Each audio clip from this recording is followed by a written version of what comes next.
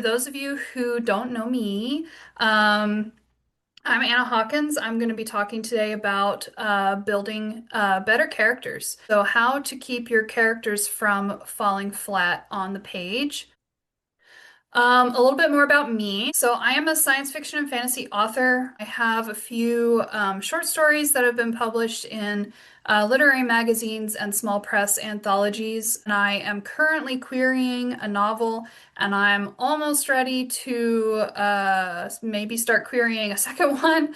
But I write primarily science fiction and fantasy. I am an editor with Tomeworks. And a little fun fact, I am also, as of last month, I'm an award-winning quilter. So yay. This is my quilt here that won a ribbon in a quilt show last month. So, all right. So moving on to the actual conversation. So why is it important to have strong characters in your story? Characters are the most important story element. You know, people like to argue about which story elements are the most important, but I think in my experience, characters are one of the most important, if not the most important elements of a good story. Because without them, there is no story. You know, they drive the plot, and the plot the story's about your characters. So if your characters aren't compelling, then you're going to have a hard time getting readers invested in your story. And characters, they have their separate goals. They have pathways to growth. They have strengths and weaknesses. They make decisions. And all of these things are what make up your story. Without any of that, if the characters aren't making any decisions, they're just getting dragged from place to place in your story, in your plot. That is something that readers will like kind of ping on as like something that makes your characters fall flat. So I hear a lot from readers that it feels like the characters are not driving the story. It feels like the characters exist to serve the plot rather than the other way around. And so they don't feel very compelling. So we're going to talk about today some ways to kind of help with that and help build characters that can be a good like anchor point for your story. All right, so what I kind of like to do, kind of my approach for building characters is I start with five kind of essential elements or building blocks that I think every character, whether they're a main character or not, needs to have, or like you as the author need to at least have an idea of these five elements for every single character that appears on the page. We're going to go through each of them one by one, but first, what these building blocks do help define a character's context within the story. I'm going to be talking about context a lot.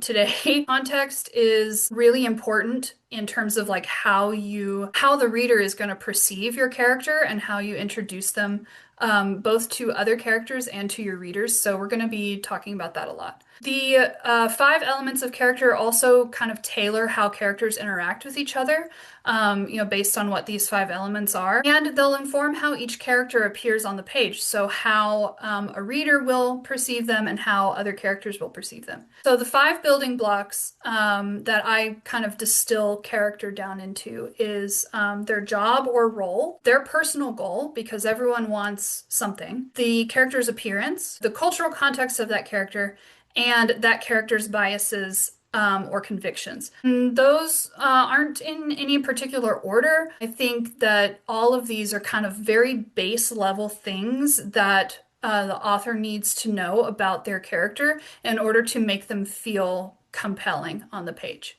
So, moving into each one. And also, I just want to make a little note. You may notice, for those of you who don't know me, which I think there are several people in here today who don't know me, so welcome. But I am a big fan of the Legend of Zelda video game series. And in a lot of my writer's lunches, I use screenshots from Legend of Zelda games to kind of illustrate what I'm talking about. So, I'm going to be using screenshots from Legend of Zelda today. So, enjoy them. If you're familiar with the games, you may have a little bit deeper understanding of what I'm talking about, but I will explain each one and kind of the context of them and why they're relevant to this slide. Alrighty, so getting into the building blocks, I want to talk about character's job and role first. So this applies to a character's role in the narrative and their actual job or role in the world of the story. So it's both. And so, this could be, your character's role in the narrative could be protagonist, it could be, side character who only shows up for one scene, but they also have a role or a job within the context of their world that is going to inform how they interact with other characters. So in my screenshot, for example, we're illustrating kind of two different roles that these characters in the screenshot have. So these characters in this screenshot are having an audience with the king. And so you can see the character in front, that's Zelda. She's not kneeling, she's just bowing her head. So that indicates that she is of higher status than Link, who's both behind her and he's kneeling in front of the king. And then also Link and Zelda are both, mainly Link, because Link is the player character, but these are the protagonists of the story. But you can see how the context, again, context. How many times did I say context today, guys? You can see how their role in the world informs how they interact with other characters. Link is going to kneel before the king to show his fealty. Zelda is not, because she's the princess, she's the king's daughter. She'll bow her head to show respect, but she doesn't have to kneel to him. That it just illustrates how this building block is important for how your characters will interact with other characters. A character's narrative role kind of determines the level of familiarity a reader is going to have with them. So if a character is your protagonist, a reader is going to be much more familiar with them than with a side character. Again, who, maybe a side character only shows up for one scene. The reader is not going to get to know that character very well. They will get to know your protagonist extremely well throughout the course of the story.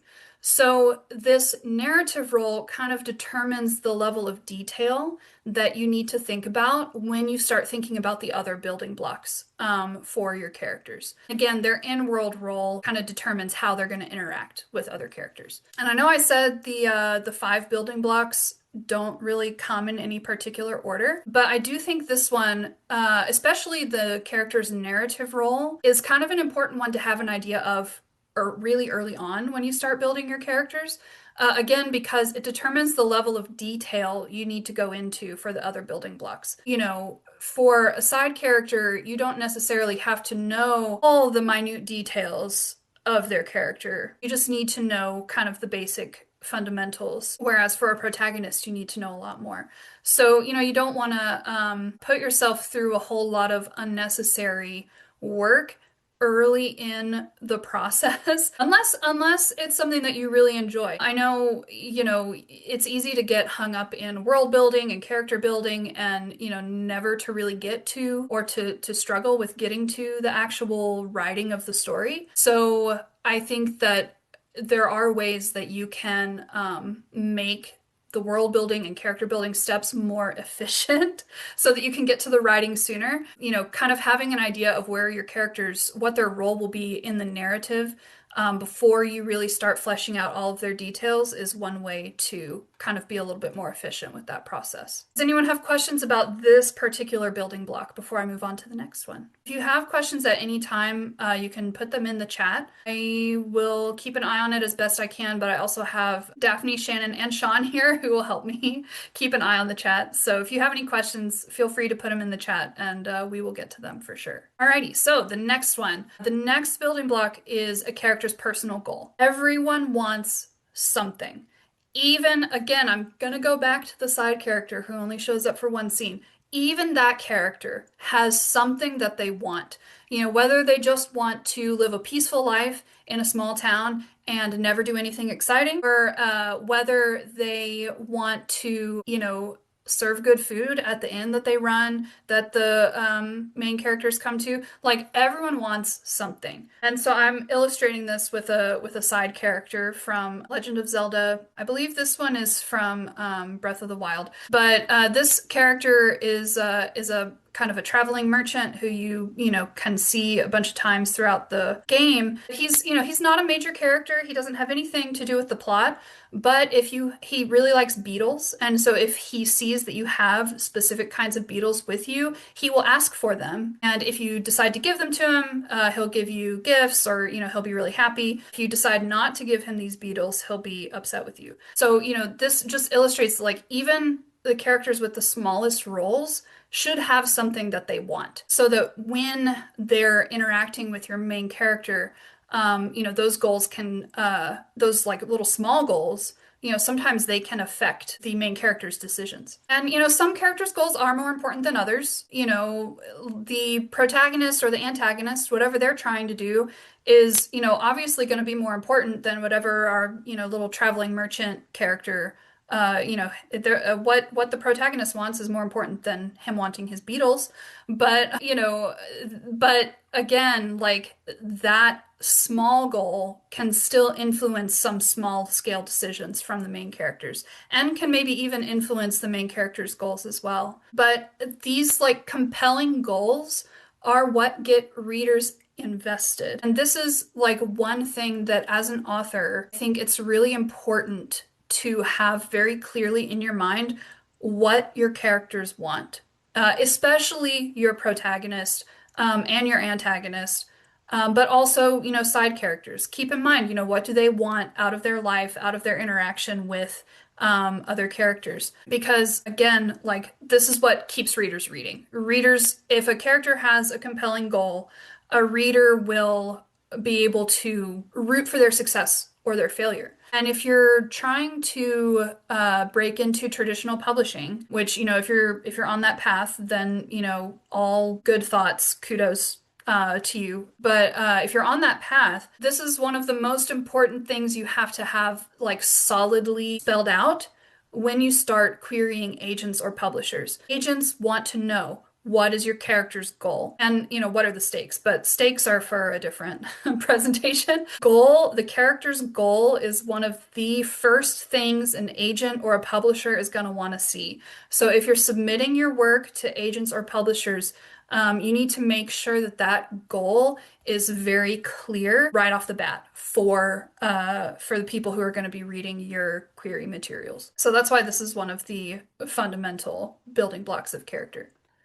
See, there's something in the chat. Oh, Daphne said your character's goal is going to be front and center in your query. Yes. Yeah, for sure. And on the page. Alrighty. Our next building block, appearance. This one is kind of obvious. This is aspects of your character that are obvious to others. And this is their physical traits, their personal style. If they have any visible differences in ability, this is just, it's what it says on the tin. It's how your character appears. And Daphne says a mandatory joke about romance authors focusing way too much on eye color. Yes. And this screenshot, this is one of my favorite screenshots, and I use this same screenshot in my in my writer's lunch on points of view. But the main character in Link in the Legend of Zelda series, he is canonically short.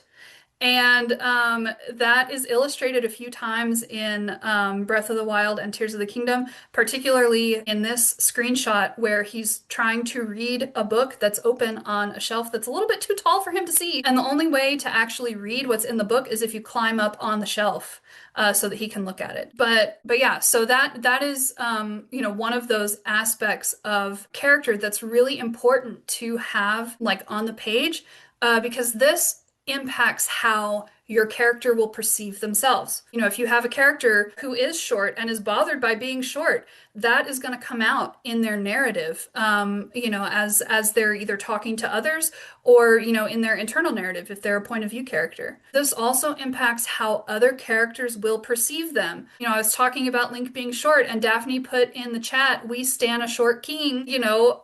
Other characters might also have that opinion, and that can come out in the narrative as well. And it also impacts how a character will be perceived by readers.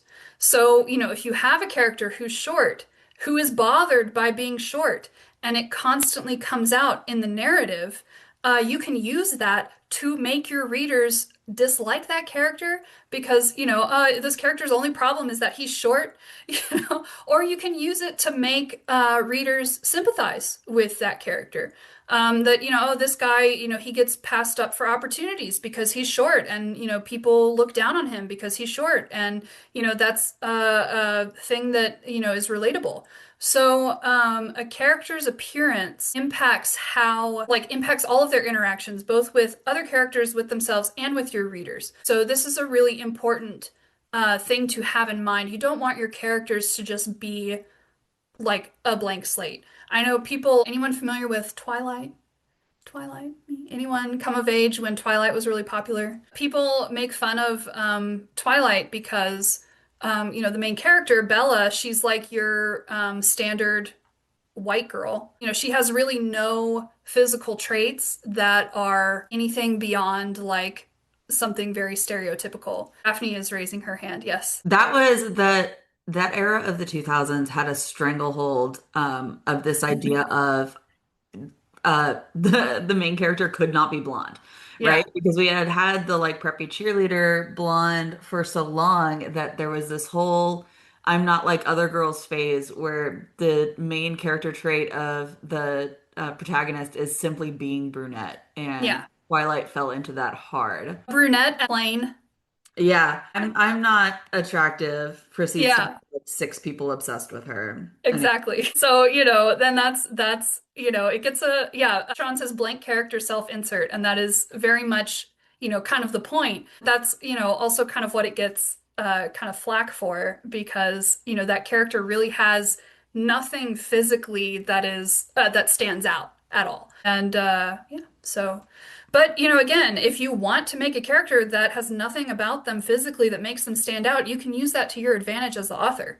You can use that if you have a spy who's trying to be invisible, if they have nothing that stands out about their appearance, that can help them, right? So like you can use those things to your advantage as you're building your characters. And like, you can take that nothing interesting about my appearance and turn it into something interesting for the character on the page. So that's, use it to your advantage. Use the appearance, the appearance of your characters. Use it to your advantage on the page for sure. Next one, let's see. I think that was the third one, so this would be the fourth one. Cultural context. So a character's culture informs how they will move through your world. It influences their biases, how they perceive other characters. They'll speak different languages depending on their culture. They'll dress differently. It impacts, their traditions if they have any kind of like religious traditions or other,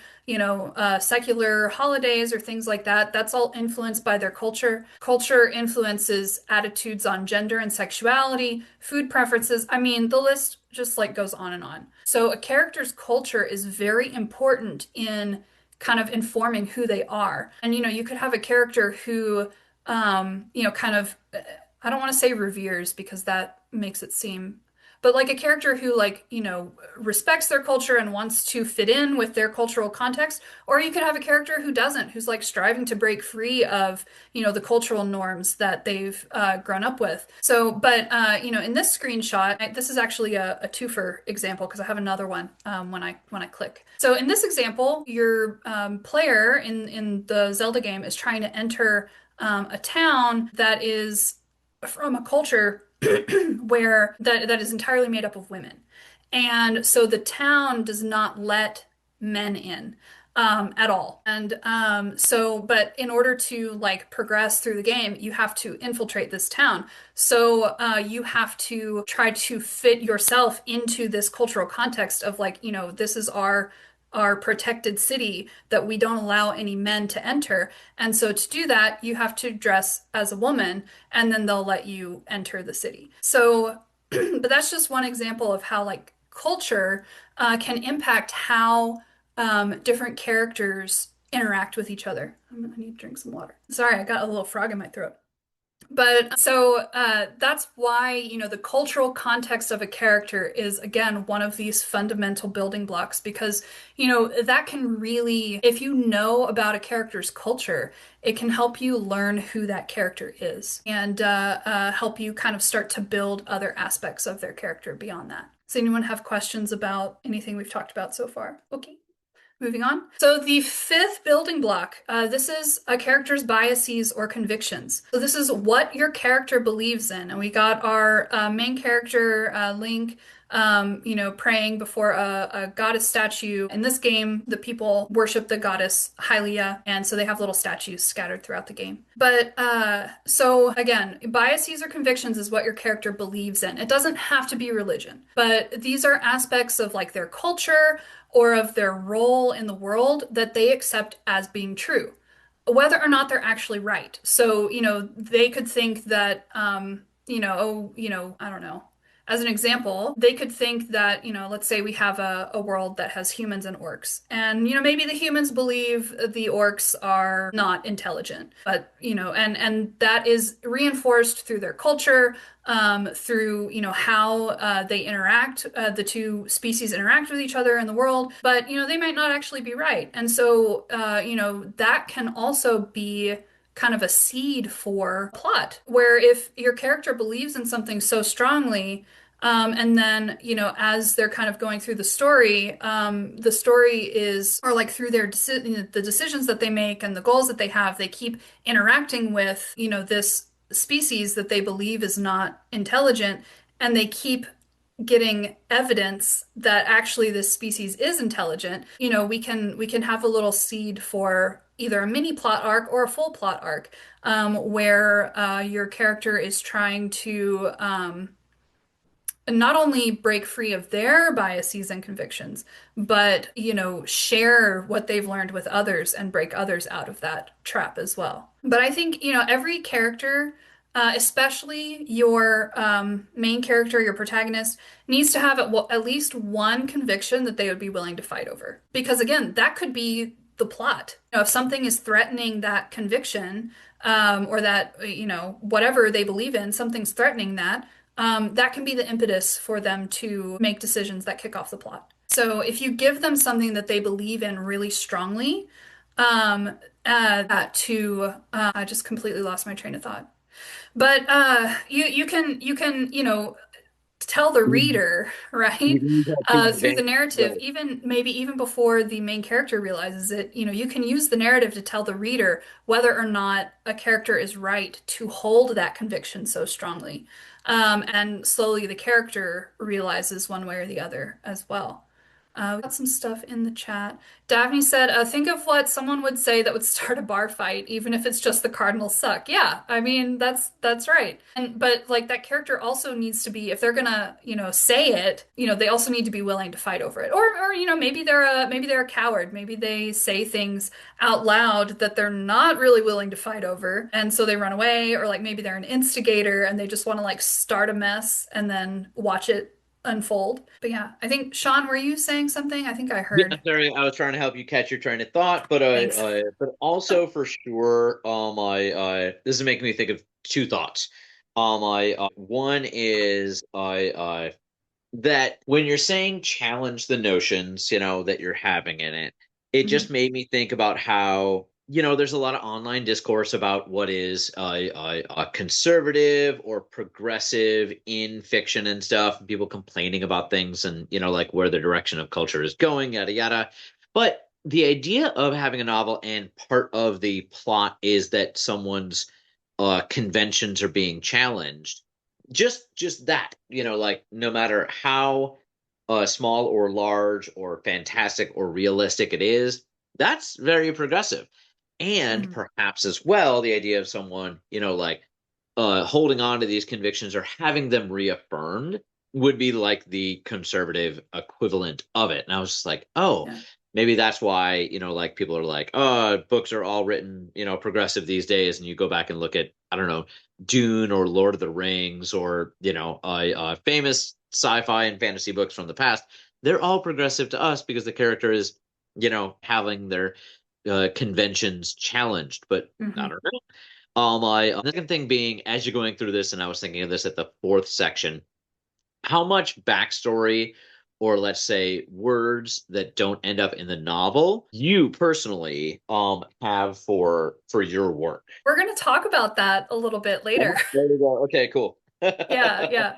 So we are going to talk about that a little bit, but I know I did touch on like efficiency before, where you can, if you start with kind of these building blocks, and especially, a character's role in the story. But if you start with like these five building blocks, I think that, at least for me, it can really help how efficient you are in building a character and like knowing how much you actually need versus, what is never going to make it on the page. So yeah, but we'll talk about that more a little bit later. Yeah, this is really helpful because if you like go online and are be like, how do I build a character? You're gonna come back with these like 200 question character building sheets. It's like, what's their blood type? What's their Mhm. horoscope? What's I their hate favorite those. band?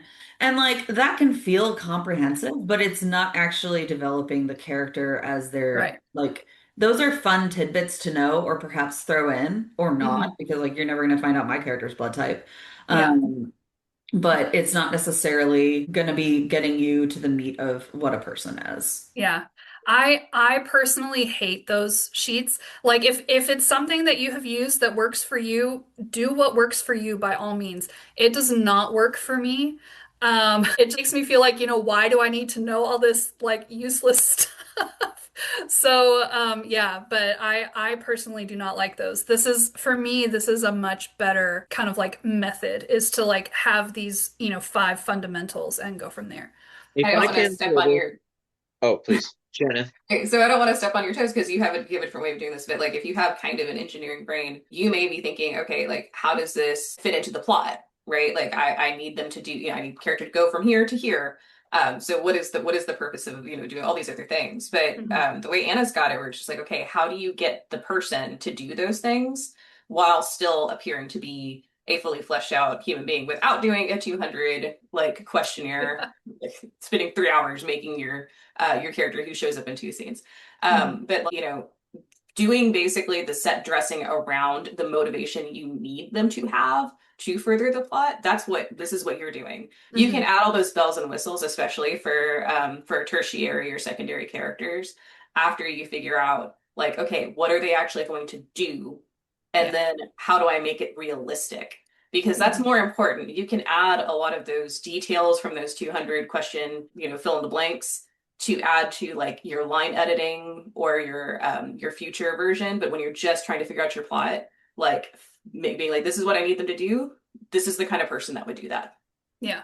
Yeah, for sure. For sure. And I will, Yeah. I will, Oh, sorry, and I Sean. Go will, ahead. Go ahead. sorry, and I will very quickly defend those things in a different way. Say that if you already have a character, if you're already working on something, but you're flagging, maybe you're interested in like thinking about like, well, how would this character react to this, and you're stuck on a plot point, or just you're not enthralled with the character, you're like, oh, maybe I should go back to the drawing board. Those kind of quiz things about that might be a way to get you reinvigorated in your writing. So that's the Mhm. only defense I have.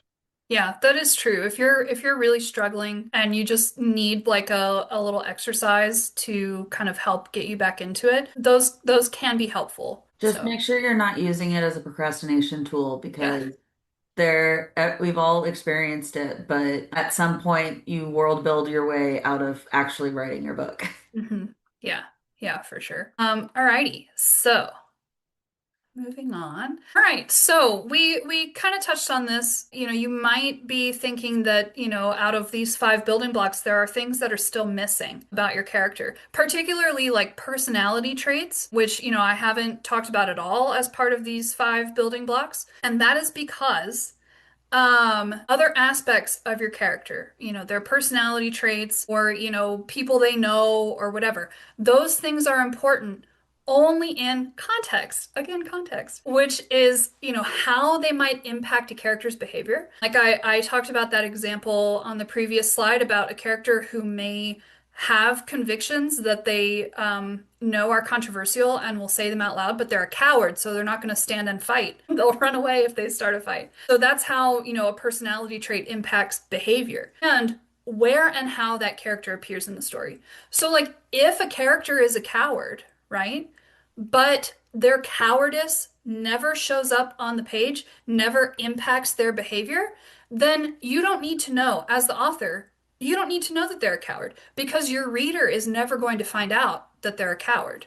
So, like, why do you have that written down as being a personality trait for them? Because it never impacts their behavior. Or, if they, again, we're going back again to the side character who only appears in one scene, if that character never has a chance on the page to, because they only show up in one scene. They like, maybe they're serving drinks to the main character or something. If that character is never in a context where their cowardly trait, their cowardly personality has a chance to come out, then it's not something that is relevant. And so it's not something that you, as the author, really need to know because your readers are never gonna learn that. So, and that goes back to like efficiency, being efficient with your world building and your character building.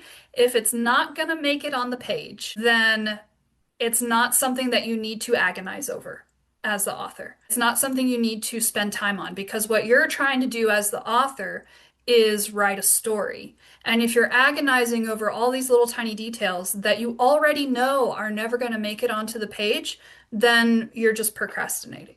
The 5 building blocks that I've already talked about can give you an idea of how much of the other aspects of your character you need to have. Or because it'll show up on the page. Like you need to know, like, what is their role in the story? What are their convictions? What kind of culture did they grow up in? What do they look like? Those things are what you need to know as the author, like to inform what the reader is going to see of that character. And that will give you an idea of how much more you need to build out that character and like how detailed you need to be in terms of coming up with their other characteristics. Sean said primary, secondary, tertiary characteristics. Yeah. So, what I am proposing is that, the 5 primary characteristics are those 5 building blocks, which the job, role, personal goal, appearance, cultural context, and biases or convictions. Those are your primary characteristics for your character. And, personality is, kind of a secondary characteristic that only reveals itself in the context of how that character appears on the page. Any questions about this? And again, this is also one of the reasons why I don't like those worksheets, because I think that a lot of the information that those worksheets are asking you to fill out is not necessary. Or it's at least not necessary at the earliest step where you're just coming up with this character. So, yeah. Sean, Throw did this you out want to there. say something? Yeah, I'll throw this out there as well. Hmm. Because on your page where you have the 5, if you want to flip back to that, Mm-hmm. it makes me think. Yeah, there we go. Job role, personal goal, appearance, cultural context, biases, convictions. It makes me think of the idea that if you're at a cocktail party in America, oh, what do you do for work? Is 100% normal, Hmm. and if you're in France, it is offensive. It's like a philosopher that you admire, or a last movie that you saw, or something like this is a list, but it is culturally based. Oh, yeah. As an American, author, and as well as expecting American readers, Hmm. this fits. But also, like one of these 5 could be different depending on how different your culture that you're creating this person in Yeah. is. Yeah. Because, I also exist in a cultural context. So, Exactly. this whole thing is, how to make characters feel more real. Well, think of them like real people, and real people exist in a cultural context, and their perspectives are shifted based on, the culture that they are a part of. So, yeah, that's a fundamental of just being a person. And so I think that you can kind of translate these out of fiction and like these are kind of 5 fundamental building blocks to being a person. So, As an American, yes. yeah, yeah. But other So, places, they would be like, that matters so much less. Your job right. role might come from, what region you're from or what accent you have or something. Like, I'm just trying to make up things, but I'm saying, like, Hmm. in different cultural contexts, some of these might change. If you're a culture Yeah. of everybody uses echolocation instead of sight, well, your appearance will not. But what would it be, that will replace it? Right. Yeah, but like in that example, the appearance still matters for like your reader, right? Mhm. So, you can have like a society of people in your book who communicate by echolocation and don't use sight at all, but you as the author still need to have an idea of their appearance for your reader, because your reader uses sight. And Yes. taking that cultural context into account, what you Mhm. would probably deal with when you talk about appearance is what do they sound like? Yeah. If you have a very audio based society, you're gonna Hmm. have like if you have characters that only interact through voice messages, the timbre of their voice is gonna matter a lot more. Hmm. And Yeah, that's the for equivalent. sure. That's all I mean. Is there's Yeah. this makes sense. It's just interesting to think about. Yeah. Yeah. Yeah. No, for sure. You're absolutely right. Alrighty, let's see.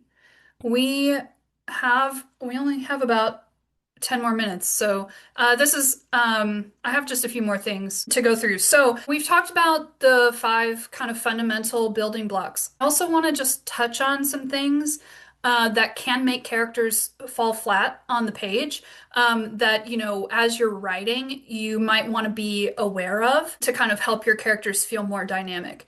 So, one, lack of context. Context again. How many times has anyone been keeping count? How many times have I said it? So context is what makes characters feel real. And what the readers will see of your character depends on the narrative role and their interactions with other characters.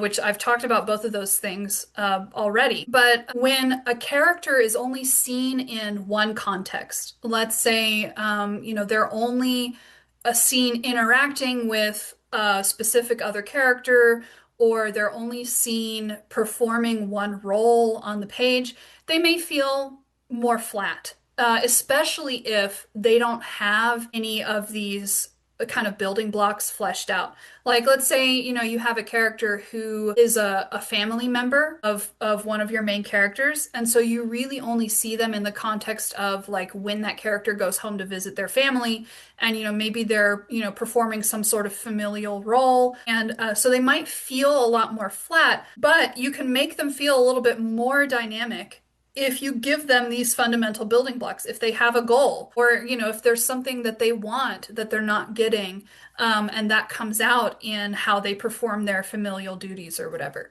um, Characters who are seen in more varied contexts will tend to feel more real. If they're interacting with different kinds of characters, and so they're kind of modulating how they respond to people based on who they're interacting with, just like a normal person. People joke about like being NPCs, especially people who work in like retail or service jobs, make jokes about, well, I'm just an NPC, I work behind a counter. And like, that to a person interacting with them in that context of their job, yeah, they may feel like an NPC, but that person also has a very rich and varied life outside of their job. And so in their life, they are the main character type of thing. But, for, their regular customer who only sees them behind a counter, the interaction may not get any deeper than that. John said, we as customer service workers call y'all customers NPCs. That's interesting. Yeah, no, you just said that like as if it's something that people who work in service industry ever think about. Right. No, no, not at No, but all. okay, well that's your experience. My friends who who work in like customer service roles, Mhm. I have a friend who jokes with me all the time. She's talking about how she's an MP, she feels like an NPC in her job. Oh So, no. Tell her that um, her It can drama what? is be much it can more be work. very freeing to be an NPC, I gotta say. Yeah. Like, yes, I'm going to go be the NPC at the library today. I'm going to do library things, and Yeah. it's fun.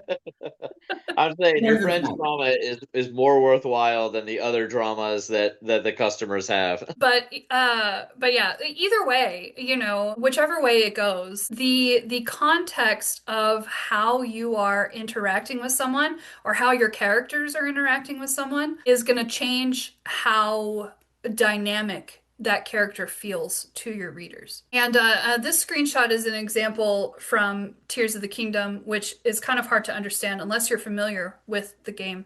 But basically, throughout the game, you're finding these tiers that hold memories of another character.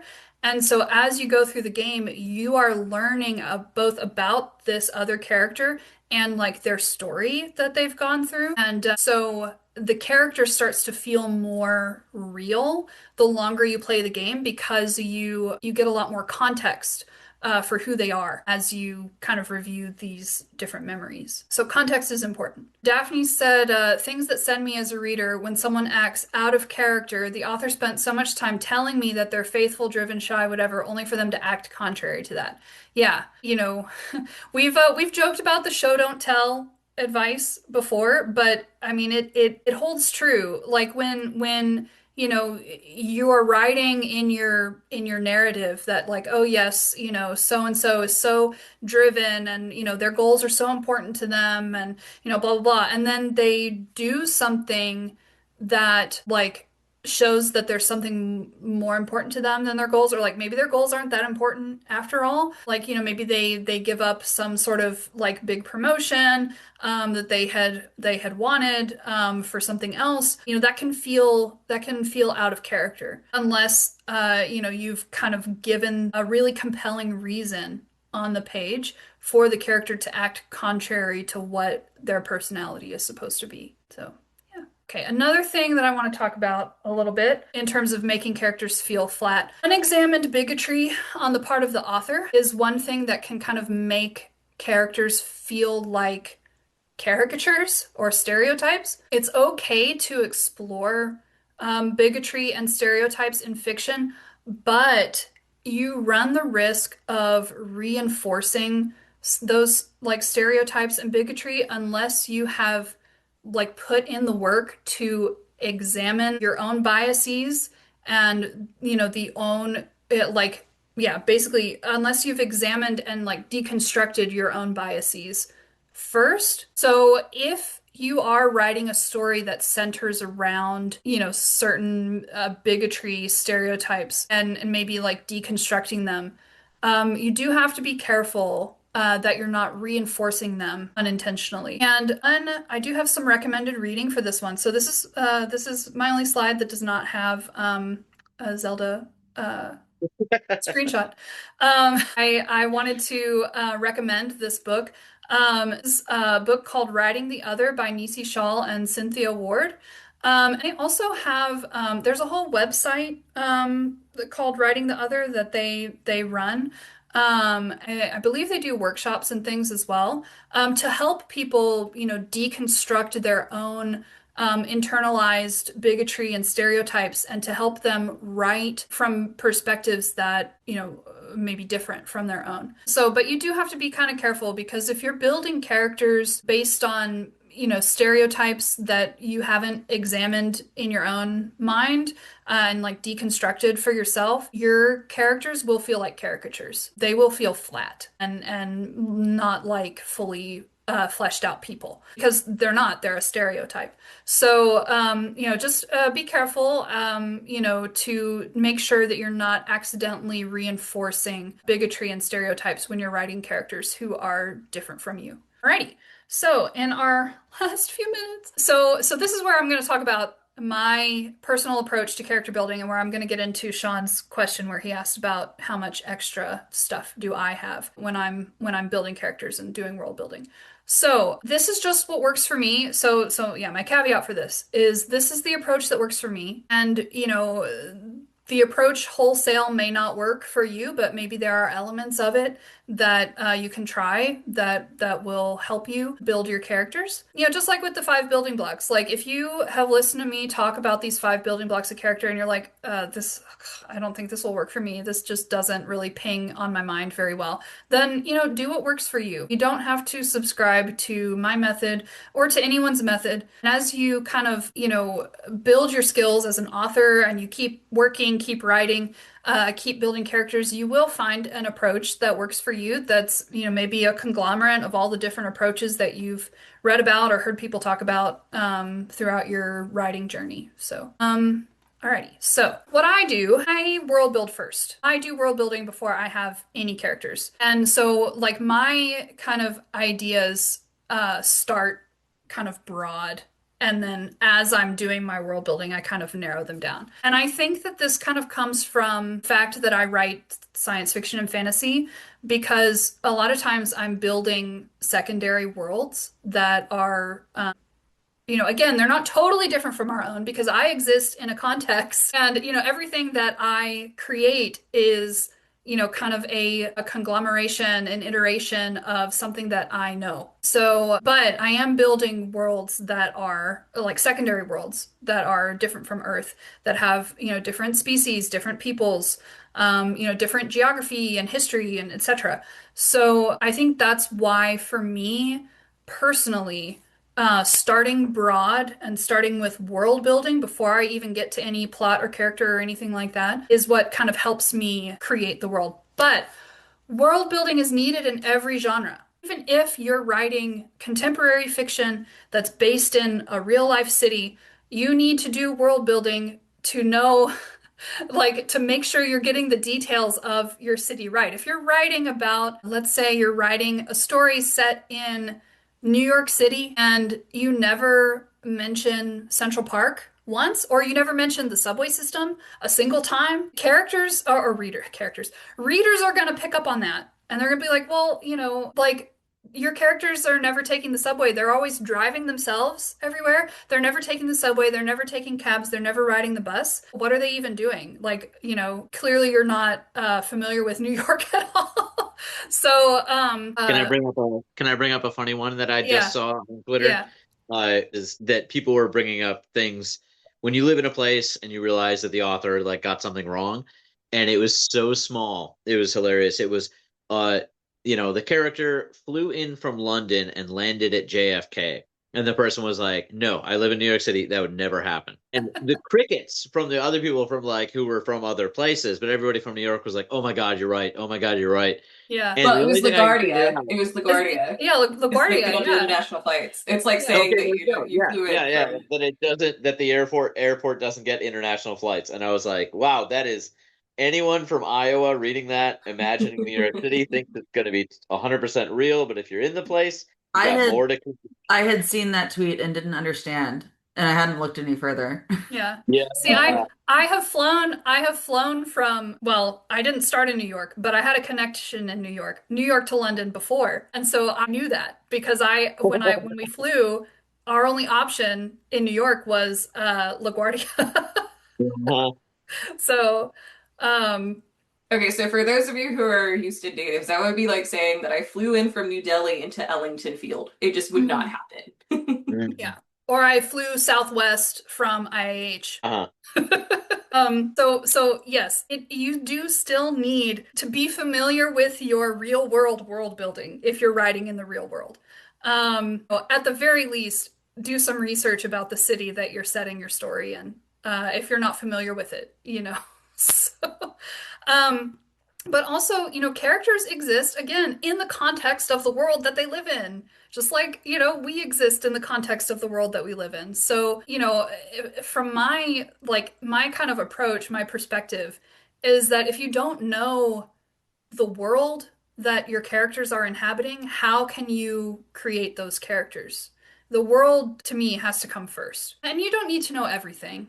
You don't need to know every single detail about the world before you start building a character, but you need to have an idea of what that world is like, maybe some of the cultures that inhabit that world, geography, environment, things like that as well. And, maybe some basics of like the power structure of that world, like who's in charge. And, because that's how you make characters who fit the world. Otherwise, if you're building characters first, they may not fit into the context of the world as well as characters who are built for the world. So that's it. So after you do some world building, throw a wrench in the gears. Create a problem to solve. And again, you don't need characters yet. You create a world, create a problem. And this can really be anything. It doesn't have to be like the ultimate problem that is going to be like the crux of what your characters are doing in the plot. It doesn't have to be the main problem that they're trying to solve. It can be a small problem. It might be a small problem that spirals into the ultimate problem. But if you have the problem first, then you can build characters who have a reason to be invested in that problem. And this screenshot is just a character who has a problem in this game, and you as the main character, as the player character, are trying to help this character solve their problem because they can't do it themselves. But anyway, yes. So I world build first, and then I will come up with some sort of problem that, as part of the book, I want my characters to solve, and then I can start thinking about my building blocks of my characters. And I can build characters who not only do they fit into the world, because I already have some idea of their cultural context, because I've done world building and I have, different cultures that live in this world.